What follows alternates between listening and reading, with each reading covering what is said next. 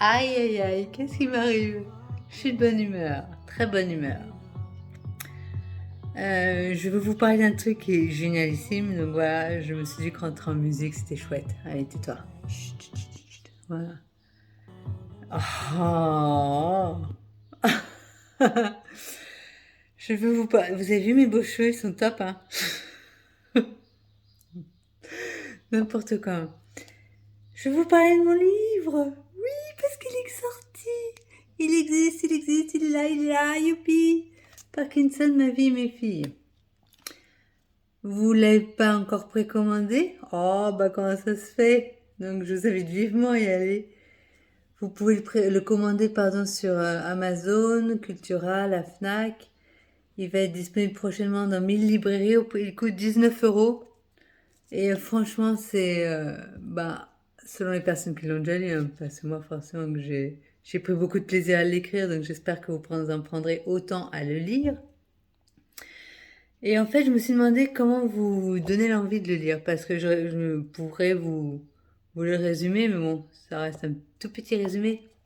Sinon, je me suis dit des morceaux choisis, mais bon, après, quel morceau? Donc, je me suis dit que j'allais vous faire part de l'analyse qui a été faite par le comité de lecture de France Parkinson, puisqu'en fait, il est référencé dans la revue trimestrielle. Pour ma plus grande joie, mon bouquin est donc référencé. Donc voilà ce qu'en disait ce comité. Caroline est une jeune femme de 48 ans qui souffre de la maladie de Parkinson depuis déjà 30 ans. Atteinte par une forme juvénile de la maladie, elle connaîtra des années d'errance diagnostique avant que le mal dont elle souffre ne soit désigné, Parkinson. À travers un récit délicat, sincère et poignant, l'auteur nous parle de ses années post-adolescence et de jeune adulte, pendant lesquelles les symptômes envahissent insidieusement sa vie sans que l'on puisse les attribuer à cette maladie généralement associée au grand âge. À 20 ans, elle se dit grignotée de l'intérieur par ce truc en elle qui n'a pas encore été identifié. Il faut apprendre à vivre avec ce corps qui ne répond plus et qui se met à trembler jusqu'à ses 28 ans où un diagnostic de Parkinson du sujet jeune est posé. S'ensuit l'histoire d'une jeune femme qui donnera naissance à 2 filles, ses bébés miniatures, à qui la deuxième partie du livre est consacrée, qui n'aura de cesse de se battre contre les évolutions de la maladie, conciliant sa vie de femme, de mère et de salariée.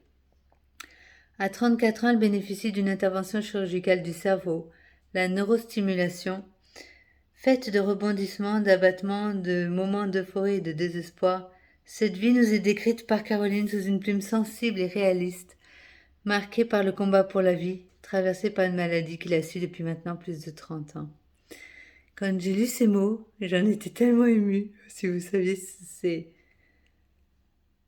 c'est moi, c'est ça, ils ont tout résumé de cet ouvrage qui, franchement, je vous invite vraiment à le lire, à en parler.